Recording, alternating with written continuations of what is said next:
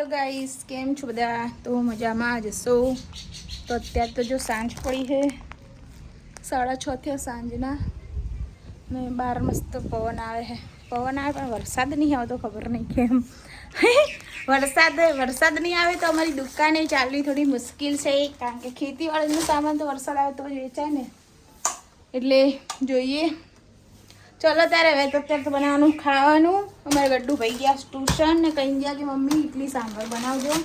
તો આપણે જો અહીંયા લાવી દીધી સૂજી અને દહીં, આ બેને મિક્સ કરીને આપણે રાખીએ મેરિનેટ કરીને ત્યાં લગી 10-15 મિનિટ, કારણ કે હજી રાંધવાનો એટલો ટાઈમ નહીં થઈ ગયો, પણ फिर भी मेरे घर में अंधेरा है, अभी देखो उजाला हो जाएगा. ચાલો તારે સૂજી પલાળીને રાખું, પછી દાળ બાફી દઈએ એક બાજુ કુકરમાં. જો દીવા કરીને પાછળ જો કાળું કાળું થઈ ગયું, તો સૂજી દાળ રાખते हैं.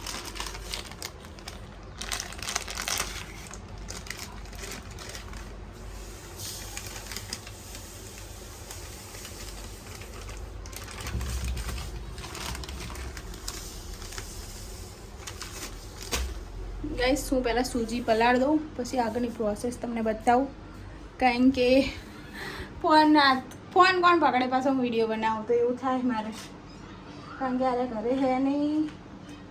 અને અમને જો મને જાંબુ લઈને આપ્યા હતા કે જાંબુનું શોર્ટ બનાવજે, પણ મેં જોર આવ્યું છે ને કંઈ કર્યું નહીં. હવે તો રાંધવાનું કરીએ, હજી જો પીવાનું પાણી ભરવા જવું છે. અરે નાહી જ્યાં બહાર જાંબુ હો, પણ હજી વરસાદ નહીં આવે ને એટલે બરાબર જાંબુ થયા નહીં. તો ચાલો ગાઈસ હું પહેલાં બેટર બનાવી દઉં ફટાફટ. સૂજીનું બેટર બનાવી નાખ્યું છે, મમરાની ડીશ કરી ઢાંકી દઈએ. ત્યાં લગી આટલું દહીં છે, ખાઈ લઈએ. દુકાન કા દહીં ખાના પડતા. અને જો અમારે બહાર છોકરા બધા રમતા હશે મંદિર બાજુ. હજી આવું મારે મંદિરે પોતું કરવા આવ્યા, સૂજીને પલાળી મંદિરે જઈને પોતું કરી આવું મેરડીમાં,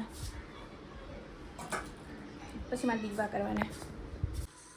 આપણે જોઈએ તુવેરની દાળમાં બટેકા, રીંગણ, મરચાં બધું નાખીને બાફા મૂકી દીધી છે. અને આપણું બેટર એ પલળી ગયું મસ્ત મજાનું.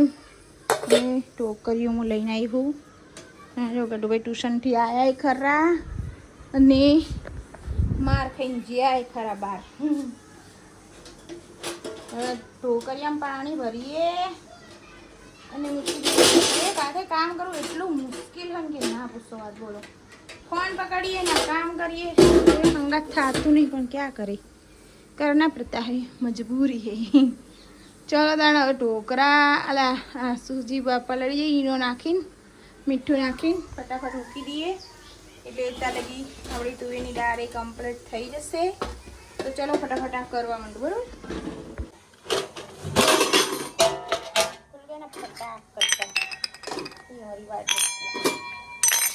हमारे पास इडली बनाने का नहीं है, हम तो टोकरिया में इडली बनाइए हाथ सीधे. चलो टोकरिया में पानी नाखता हूँ. टोकरिया में पानी नाखी दीधું. એની અંદર એક લીંબુ નાખી, થોડું કાળું ના થાય એટલે. ને એક બાજુ જો આપણી કુકરની સીટી વાગી જઈ. હવે બેટર બનાવીને આપણે આમાં રાખી દઈએ. અને આજે બનાવીએ છીએ આપણે ઇડલી સાંભર. તો ઉતારી દીધો આપણે ડબ્બો, અને આમાં છે ઈનો 2 પેકેટ છે, આધા એટલે કામ થઈ જશે આપણું. તો ઈનો નાખીને બેટરને બનાવી દઈએ સ્મૂથ. મસ્ત આપણું બેટર અહીંયા હે રેડી. ખાલી ઈનો નાખવાના હે એની પોડી.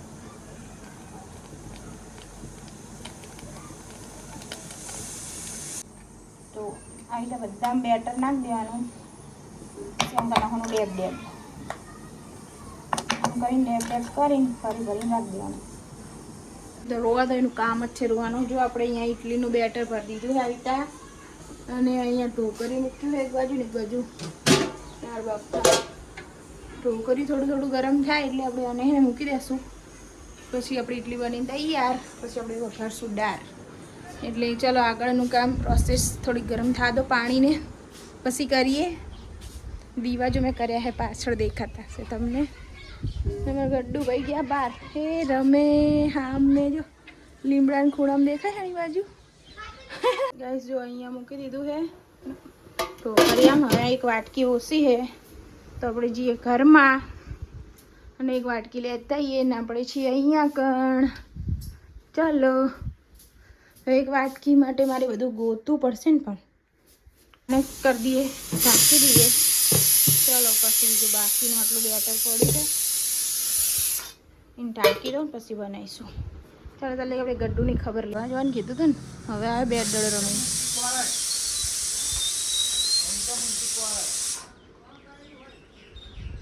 હવે આવી ગયા હોય તો રખડીને પાણી ભરી આવો સાહેબ. હું જોવા જાઉં હું, નામ કરવા જાઉં, નીમ કરીને રખડવા જતું રહેવાનું રોજ ઉઠીને. હું ફોર્મ ભર્યું મારું? ફોર્મ ભર્યું? શું કામ કરો? શું મોટું કામ તમારું? શું મોટું કામ છે સાહેબ? ગોદરી સાહેબ ખાવાનું શું બનાવ્યું છે કહી દો. તમે જોઈને નહીં ખબર પડતી કે મેં શું બનાવ્યું છે? गलत जवाब और कुछ है इससे भी अच्छा इससे बड़ा बड़ा नहीं बनाया गुजरी गुजरी हाँ जी बनाया फाजिया. શું કામ કરો તમે? આપણે ચેક કરી લઈએ આપણી દાળ બફાઈ ગઈ. રીંગણા બટેકા ને બધું તો એને મેશ કરી દઈએ થોડી અને હજી થોડીક એક સીટી વગાડી દઈએ મેશ કરીને હાવ એટલે મસ્ત કમ્પ્લીટ ઉબાલ આવી જાય. જેવું થયું છે કમ્પ્લીટ બન્યું નહીં? હા આની વાર કમ્પ્લીટ ઇડલી ફૂલાઈ ગઈ છે મસ્ત. ને અહીં આપણી દાળ બની ગઈ છે. હજી આટલું બેટર છે એટલે હજી બી વાર થશે એટલી. તો એ રહ્યું કરીએ તારે કે દાળનો સુધારો કરશે. ડુંગળી ટમેટા સિંગદાણા લઈ આવ્યા 10 રૂપિયાના. હા આપણે નારિયેળની ચટણી હારે બનાવી દઈએ. અહીંયા મૂક્યા તમે 20ની નોટ. તું 20 રૂપિયા લઈને ગડ્ડુ ભાઈને મૂકીએ. શું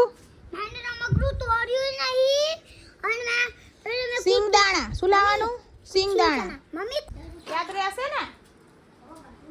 યાદ રહે ને? ફટાફટ લઈને અડવું કરી દો. ધોકા પાકાલું તને જો સારું નહીં અડવું કર્યું તો તારી ઇડલી સાંભાર બનાવી મેં નકર તને ધોકા પાકાલું. લી હવારે કોથમી થોડીક પડી હતી ને આમાં. અરે તો ખરી.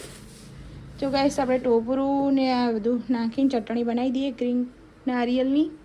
અને જો આપણી મસ્ત ફૂલી ફૂલી ઇડલી બનીને તૈયાર થઈ ગઈ છે. જો મસ્ત એકદમ સોફ્ટ અને અસલ ફૂલાણી. જો અને આ બીજી બનાવવા મૂકી છે ત્યારે કે દાળ વકારવાનું હોય આપણે. જો અને રસોડું આખું ભરી દીધું છે મેં. જો અહીંયા આપણે કોકોનટ ચટણી બનાવવાની છે. ટોપરું સિંગદાણા મરચાં લીલા ધાણા બધું નાખી દીધું અને મિક્સર ચાલુ કરીને બનાવી દઉં ફટાફટ.